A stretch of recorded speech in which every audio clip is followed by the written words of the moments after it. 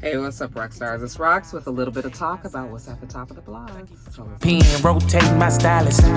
Brokenness feeling like sin, now no breath, low dollar. Used to be left on red, now all the girls go high. All right, Roxstars. I don't have a whole lot of time today, you guys. They are cracking down on the time spent on the lunch breaks. So I got to be right, y'all. And so we're going to get through this video so I can get on back to work.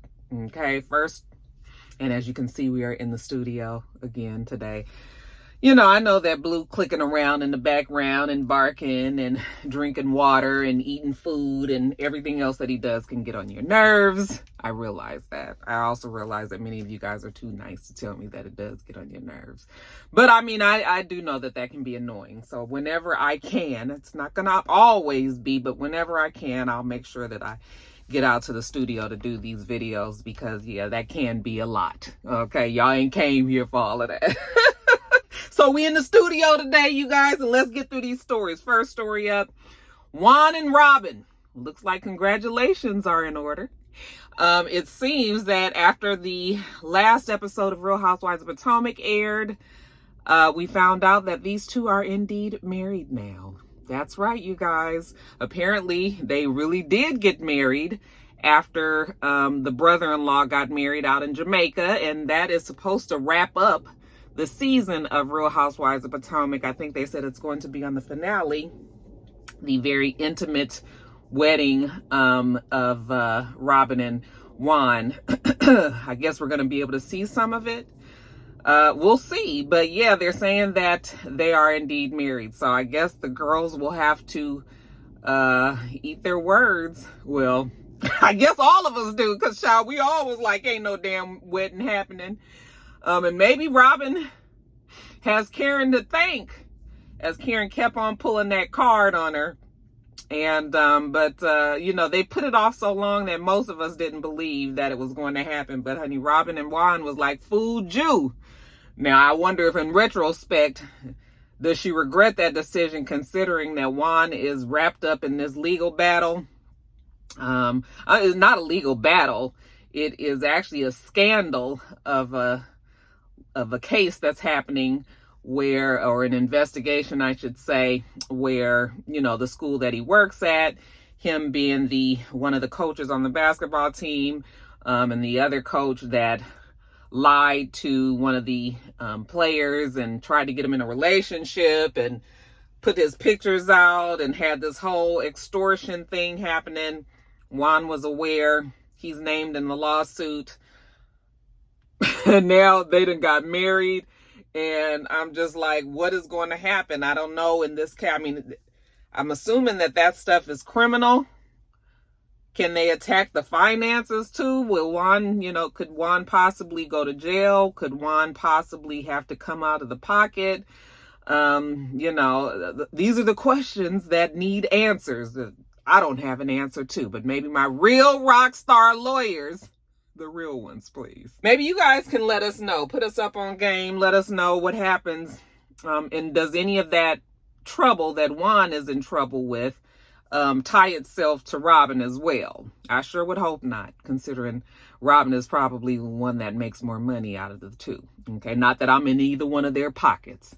But this is supposed to be a celebration of a wedding, you guys. It's been many, many years coming. And like I said, we didn't think it was going to happen, and it did. So good for them. I mean, I guess, because that, of course, also after we found out that they were married, we also found out that supposedly Juan is having an affair with some girl. The girl forwarded all of her information, receipts and the such to a TikToker who put the story out, you know, redacted, removed, you know, wherever Juan Dixon's name was on receipts and different things like that, like when they would go out to eat or when they would stay in a hotel or whatever. Apparently Robyn knows about this girl, but has asked the girl to please keep it quiet. And, you know, this came out conveniently after we found out that they got married. People were all like, Juan, oh my God. You know, first of all, it's not that surprising that Juan could possibly be having an affair with somebody. I mean, we've heard stories about Juan in the past. They've had problems with him cheating in the past. Although I don't believe once a cheater, always a cheater. I really don't believe that. But, you know, it's not that far-fetched for us to believe that Juan probably did do something with somebody else. Okay?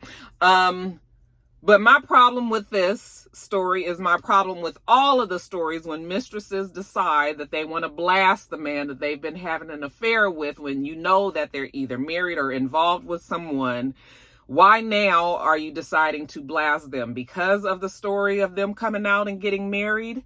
You know, if you made the decision to be the mistress, hey, listen, I'm not, you know, I'm not trying to be down on anybody, but if you made the decision to be the mistress and you already know that that's not the popular place to be in, and if for whatever reason the relationship doesn't go the way that you want it to, then you break up with the person and you move on. I never really understand why the blasting of the person that you are having this affair with is, you know, why people do that. It doesn't make you look any better. Yeah, Juan is an asshole if he did indeed have an affair, you know, on Robyn, but you also are an asshole for being the one that's in that compromising position, you know?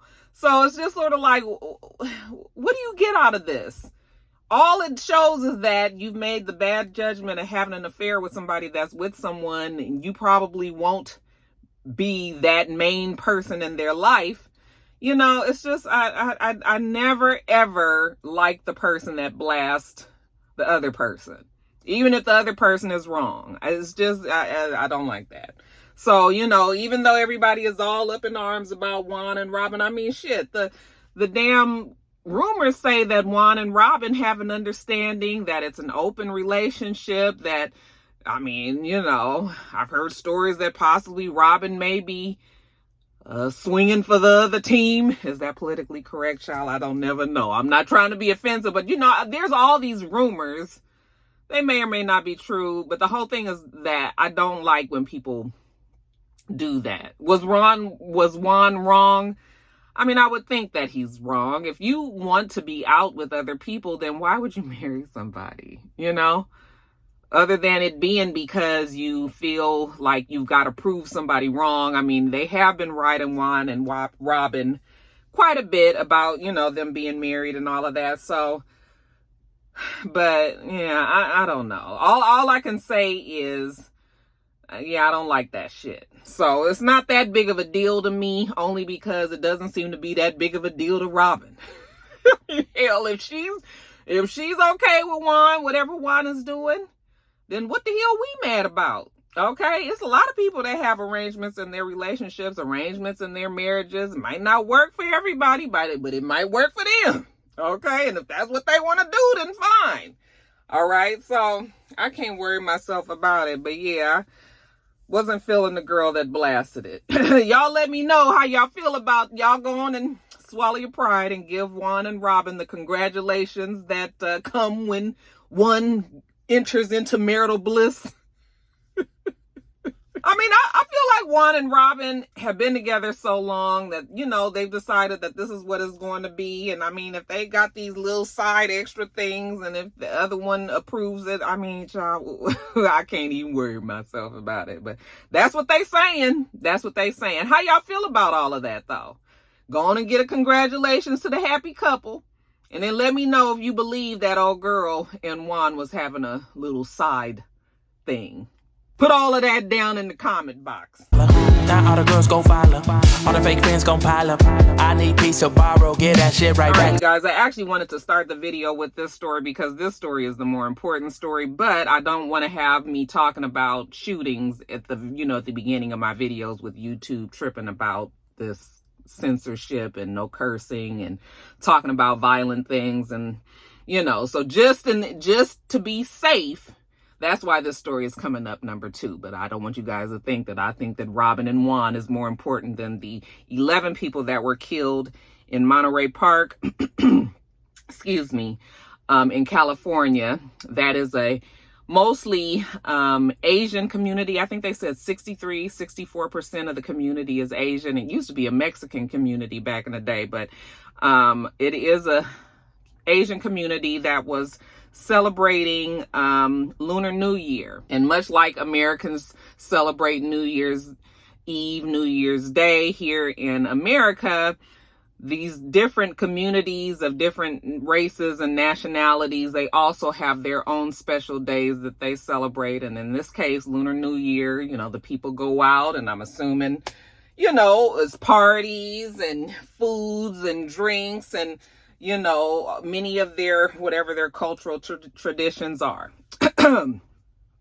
72-year-old Juan Tran, I hope I'm saying his name right, had some sort of problem. We still don't know what the problem is, but he got a lot of guns together.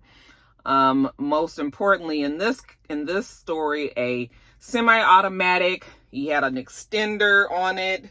And he went to a popular dance club in Monterey Park and shot it up. Okay. Ended up killing 10 people. I believe he wounded 10 more. And of those 10 others that were wounded, one of those people died. One of those persons died the next day. But he was there. He shot that place up. Then he went down the street, so to speak, to another location with the intentions, we believe, of shooting up that ballroom. It looks like either the party hadn't gotten started quite fully yet, or the party was just about over. Whichever way it goes, there weren't that many people there, but apparently he came in, and a person that works there, I didn't get the young man's name, but when he walked in the door, the young man saw him. As he walked in with this big gun, there was a struggle. If you guys have seen the video, you can see the guy actually lunge for him. They struggle over the gun. The younger guy ends up getting the gun away from Tran. And then he said, because they interviewed him afterwards, he said that he threatened him, told him, you know, because the man looked like he was going to come back at him. And so the young man told Tran, you know, to get out, or he was going to shoot him with his own gun. He said he didn't want to do that, but if he had to, he would. And the Asian man, the 72-year-old Asian man, ended up leaving, got back in his van, and got away. But that morning, Sunday morning, they found his van. It was on the corner of Hawthorne Boulevard and Sepulveda Boulevard in Torrance, if you guys are familiar with LA area and, you know, the surrounding cities. They found the found the van there. And when the police surrounded it, SWAT and whatnot, they heard a single gunshot. And it seemed that Juan Tran died from a self-inflicted gunshot wound. Okay, so we might never really know what the motive is. He was Asian. The community that he attacked was Asian. So as of now, it's not going to be considered a racial attack, but we still would like to know what was his reasoning. Okay. And we don't know that yet. In the meantime, there were 9 people. There were 9 people that have survived, and you know, just another one. I think they said in California. Was it in California or was it in the United States? They said that there's already been 40 mass shootings since the beginning of the year. So that must be in the United States, because that would be a lot even for California. There's been 40 mass shootings in the United States since the beginning of the year. Today is January 26th. So that's basically not quite, but let's say 1.5 mass shootings every day of this year so far, which is awful, you guys. But it's kind of like a regular occurrence now. It's like every day you turn on your TV, there is another shooting. There was actually another shooting. I didn't get the information on, so I don't even know if I won't really speak much on it. But there was also another shooting after that just happened just a couple of days ago. I don't have really any information on it, but yeah, there's just been so many mass shootings.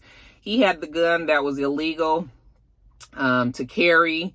And then they said that they found other guns in his van, and I assume they went to his home and found guns there and all. But again, we don't know what the reasons were. It's just a lot of, child, it's just be safe out there. There's really no way that you can know anything is going to happen. So, I mean, the best that you can do is pay attention. Okay, and pray over yourself before you get out there in the world, you guys. And then, yeah, pay attention. You know, a nigga looks shifty, then you need to keep your eye on them. Make sure that you have scoped out any escape routes, especially if you're in places that's closed in, if there's a lot of people. In this case, like the ballrooms, you know, that the man just, that the man went to. But you're in places with a lot of people when you go to the mall, when you go to church, when you go to the grocery store, when you go to, you know, and these are all places that have been attacked as well. So that's what my point is, saying that it's hard to even know that it's going to happen. And you just have to stay aware and have to be on your toes. And that's a sad way to live life, ain't it? But that is the life that we have these days, you guys. Prayers up for all of the people that were killed, all of the people that were hurt, all of the people that were traumatized, the community, the city. I mean, these kind of things, when it happens, it just kind of throws everybody off their square a little bit, you know, because now you just don't really know. So we're just going to send our prayers up, and hopefully, I mean, the person is dead that is responsible for them. So we can't say that, you know, justice, you got the ultimate justice, I believe. Even though it's the coward's way out to kill yourself when you went and killed so many people, you know. But yeah, you guys, that's what's happening there. 11 people killed from one gunman who also killed himself. Tomorrow somehow all the fans go bravo. Smile so much to hide my sorrows. Faith is shaky in vibrato. All right, you guys, next story up is the Oscars is coming up. I think they said the first Sunday in February, or is it? No, it's not the first Sunday. I think it's the third Sunday in February. It's the weekend after Super Bowl, I believe. We will be having the Oscars, and every single year I talk about, you know, the black folks that's either nominated or snubbed. You know, hashtag Oscars so white. I mean, we talk about this every year, so I don't even know if it's that big of a story these days. It's always going to be somebody that gets snubbed. But first, let's see. One of the Roxstars put all this in my comments. I'm just gonna read theirs. I was like, why I gotta do all the work extra when somebody already gave it to us in the comments here? So let me tell you about the black folks that was nominated. Give me a second. So of course we have Angela Bassett, okay, who was nominated for Best Supporting Actress for her role as the mother in Wakanda Forever. Okay, that is the sequel to Black Panther.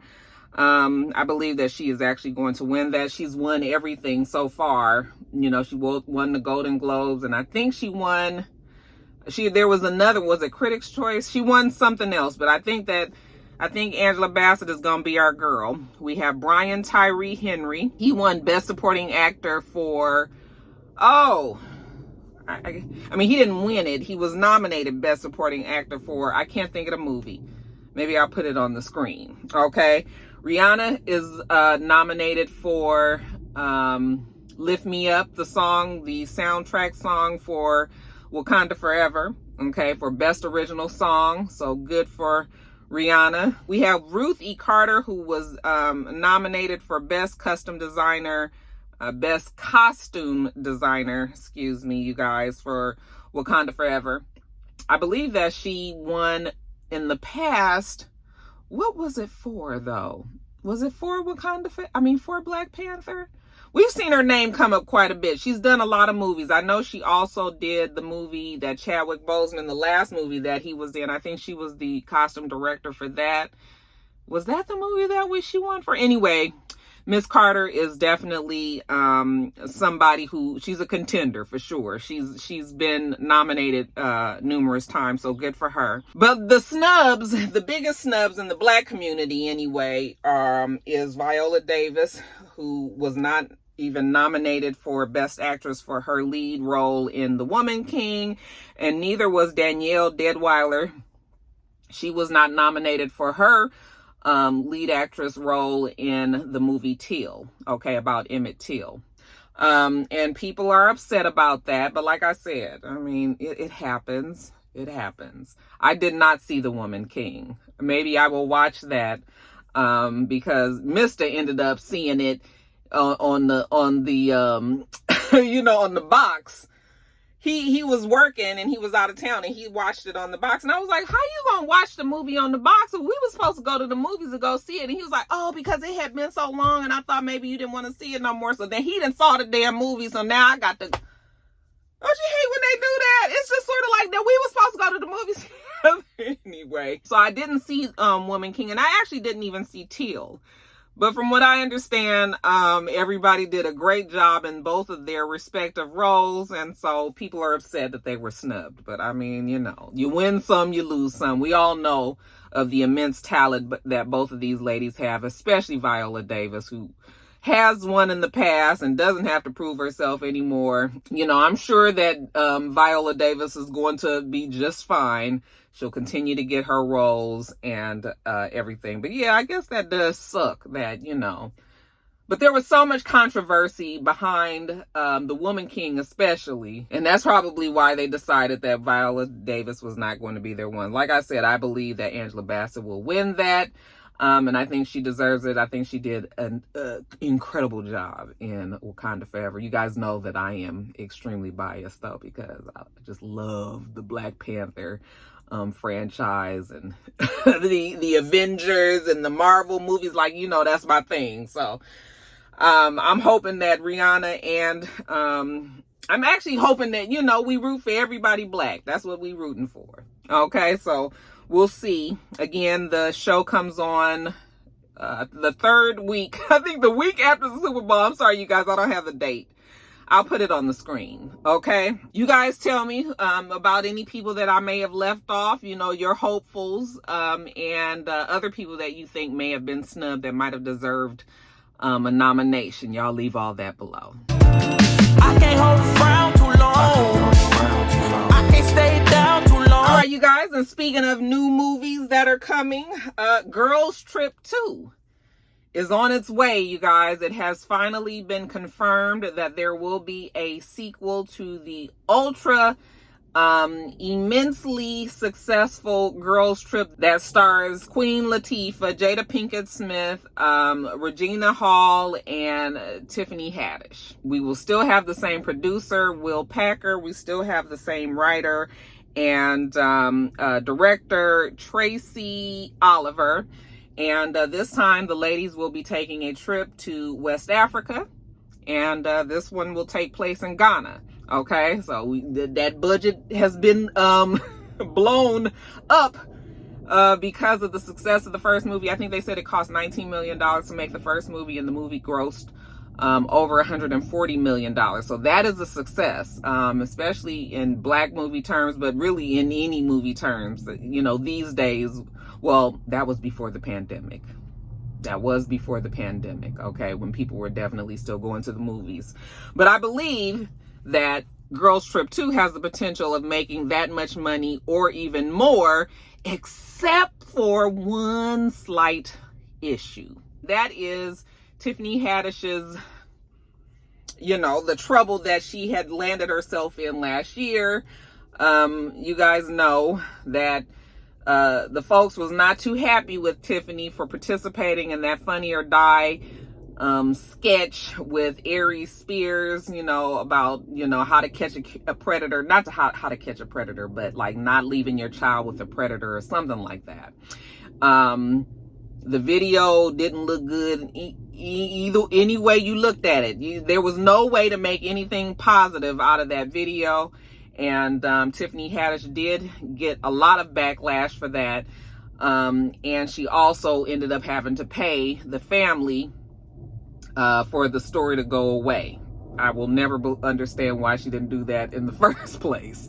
You know, before the story came big, put some NDAs in place, pay the lady, and go on about your business. But she didn't do it that way, kind of did it the backwards way, ended up paying them anyway, and everybody knew about the video. Okay, so now, fast forward to today, now that we find out that this new movie is going to be coming, some people, Black Twitter is kind of split on this. Some people want her in the movie, other people don't, which was what I was telling you guys when we were talking about her being in that trouble, you know, how folks were going to be able to get over, you know, her participation in that Funny or Die video. Now, we know that social media and Black folks, if there's one thing that has the short memory, is those two, okay? By the time the movie comes out, most people will still want to go see the movie because of the other 3 women that are in there, just because of the loyalty to the brand now, the franchise now. But there are others that are just like, hell, fuck no, bitch. We not doing it, okay? How do you guys feel about Tiffany Haddish being in the movie? Will Packer said that he would not make a movie. He couldn't make another Girls Trip movie without Tiffany Haddish, and I do believe that. She was such it was the overall comedy, and they all have their, they all have their comedic delivery in the movie. However, Tiffany was that extra oomph to the comedy that I believe made the movie, you know, kicked it up a notch when we talk about whether or not it was funny. Okay. And so I think her presence will be missed. They're just in a very, it's a tough position to be in. Some people have said that they should just replace Tiffany Haddish. I don't know if that would be a good idea either, you know, because of who she was in the movie. But people have said that what do you guys think about it now? You gonna go see the movie? Are you going to support Tiffany Haddish? Even though she's 1/4 of the group, you know, if you go see the movie, you are in part supporting her. Are you guys willing to let bygones be bygones? I mean, if she's paid the people and the people seem to be happy about it, you know, can we just go on and enjoy the movie anyway? Or are you guys sticking to your guns and just sort of like, no? I think that if they maybe push the movie off another couple of years, then I think that by that time people will have moved on to something else. You know, there will still be some rumblings about Tiffany Haddish, but maybe it's still too fresh. Maybe we still, when I say we, I'm talking about people. Okay. Maybe people are still not ready to forgive her, but give it a little bit more time. Let them get mad about something else, and then, you know, they'll leave Tiffany alone. What you guys think? Should they put Tiffany in the movie or remove her? Y'all let me know what you think. Running from pain, running from strain, running from things, running from schemes. All right, you guys, next story up. So your girl Beyonce, it seems that she, after being offered $24 million to perform at the grand opening of the Atlantis Resort in Dubai, which is supposed to be this huge, luxurious, Atlantis, there's one in Nassau, you know, in the Bahamas, and then now we have this one opening there. Was this whole big to-do. Anybody who was anybody was there, enjoying a concert that Beyonce put on with her dancers, you guys. She hasn't been on the stage in a full concert for 4 years now. Okay. So it was a welcome surprise. Well, for those who didn't know about it, I should say most people were excited to see that Beyonce was back out there performing. Some people had a problem though. And there's always a problem when it comes to Beyonce. You know, certain people is just always going to have a damn problem. They said she didn't dance much. Found out that she had a broken foot. Okay. They said that she didn't perform her, any songs from the newest album, Renaissance. But I understand that she didn't. I mean, why would she go to Dubai to perform Renaissance regardless of the issue that we're going to talk about in a minute. But why would you go to Dubai to perform Renaissance and not give that pleasure of, you know, the first presence of stage? Why wouldn't you give that opportunity to the United States, which is where you're from, which is where most of you know, your fan base, even though she has a huge fan base worldwide, most of her fans are still here in the United States. And why would you do that? So she performed from all of her other albums, left Renaissance off.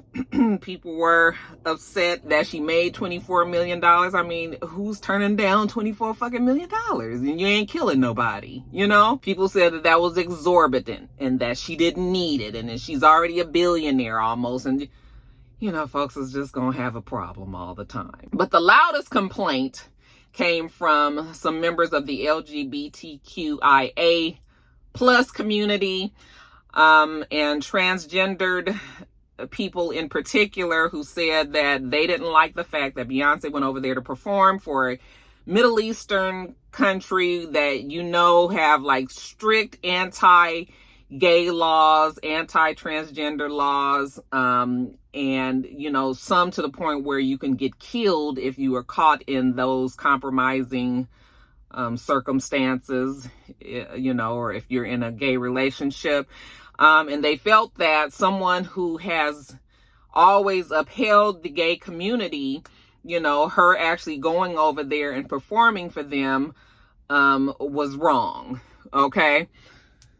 What do you guys feel about it? People are saying that she's hypocritical and that the Renaissance album, you know, she dedicated that album to her Uncle Johnny, that we've heard them speak about plenty of times, who was gay back in the day when folks just wasn't openly and outwardly gay, especially down in Texas where they were, you know. So Uncle Johnny, I believe, passed from, don't quote me, but I believe Uncle Johnny passed from HIV. Okay, or from AIDS, I should say. But she's always had a close relationship with him, and so she dedicated that album to him. And people are saying that she culturally appropriated the gay community, and that she made that album just because basically it was the thing to do. You know, that if you're now today, if you support the gay community, even if deep down you possibly don't, but if it's the thing to do, if it's the politically correct thing to do, if it's something that's going to make you money, then people are doing that, and they are blaming or accusing Beyonce of being that person. The fact that she went there, got paid $24 million to perform for, you know, the ultra uber rich, you know, the sheiks. They said they had oligarchs there from Russia, and, you know, they just said that it was just a bad look altogether. Those that are in favor of Beyonce performing there spoke about her. Yeah, she did go and perform in Dubai, but she actually was hired by a private company and not by the city of Dubai. Okay, not by the Middle East, so to speak, and that it was actually Atlantis. I mean, that's sort of like splitting hairs, right? I mean, she's, you know, people can say that she's actually working for the company, but if you're still over in the Middle East and you already know how they are, I mean, I can see why people would have a problem with that. Do I have a problem with it? I don't know if I have a problem with it, because hell, there are states here in the United States that have a problem with LGBTQIA plus community, and, you know, Beyonce performs here, you know, and so why wouldn't she go to wherever she's asked, wherever she's commissioned to go? Why wouldn't she go there and perform and do the same thing that she does here, you know? So, I mean, it just sort of depends on how you look at it. But one tweet that I read was actually pretty interesting. Let me read it to you. It says, as a queer person from a country that doesn't recognize LGBTQ rights, I gotta say that y'all want celebrities to boycott entire countries over homophobia. The government wouldn't care, and it would just hurt queer people in Dubai who want to see Beyonce. Okay? And that makes sense to me. The gay community has to suffer in these different countries because the government is homophobic. It's a reality that there's gay people all over this world, whether or not they are able to live their lives out loud. you know, and when they have an artist like a Beyonce or any other these huge artists that go over to those countries, I mean, if they were to boycott it, then those people would never be able to see, you know, any of their favorite performers. So, you know, I think it just boils down to what that actual community thinks. And so that's what I'm asking you guys, my transgender, LGBTQ people. I would like to know how you guys feel about that story. I mean, $24 million. I mean, I'm going to keep it real with you. That's a lot of money to turn down, even if you are Beyonce and you don't need it. I mean, why not put a little bit more in your pocket for your family, you know, your future families and generations to come? Like, I mean, so yeah, I'm just going to ask you guys what you guys think about that. I mean, the performance looked really nice. You know, she was respectful of the costuming there. You know, they weren't wearing revealing clothes like we're normally used to seeing her dancers do or wear. And, you know, they put on a show and the people was happy. So y'all let me know what you think about it, my gay community rock stars. Y'all weigh in on that. And then just real quick, I refuse to believe that the transgender community wants to remove Natural Woman by Aretha Franklin off of the streaming services, because they say that, you know, basically they're offended. I do have many transgender rock stars. Many of you guys have, you know, we've spoken in DMs or even in the comments and all. I refuse to believe that you guys are upset with Aretha Franklin over this song that came out in the 60s. I just know that can't be true. That can't be true. I feel like that must have come from like a spoof or one of those satire type of websites that picked up some steam. And because it's really ridiculous. Now, there are times where I believe that the transgender community has their legitimate gripes with songs that have been put out and, you know, things. But in this case, you guys, it's Aretha Franklin. I mean, when this song was out, there wasn't even an LGBTQIA plus community. It wasn't one that was named. Okay, there wasn't the education that people have on these communities that we have today back then. I am positive that they didn't know when that song was written back in the day that they would be offending a community of people who want to live their life, you know, either gender free or non-binary or whatever it is. Okay, so I just refuse to believe it. The song is still on the streaming services. They haven't removed it. I doubt that they will. And I think that if this wasn't a spoof, then it just had to be a small group of people that might have said something and it picked up some steam on the social media websites. We ain't really even seen it. I haven't seen it on any legitimate news outlets or anything. So that's that. But anyway, you guys let me know what you think about. You can give me your opinion on the Beyonce performance as well as the Aretha Franklin song. Y'all, all that below.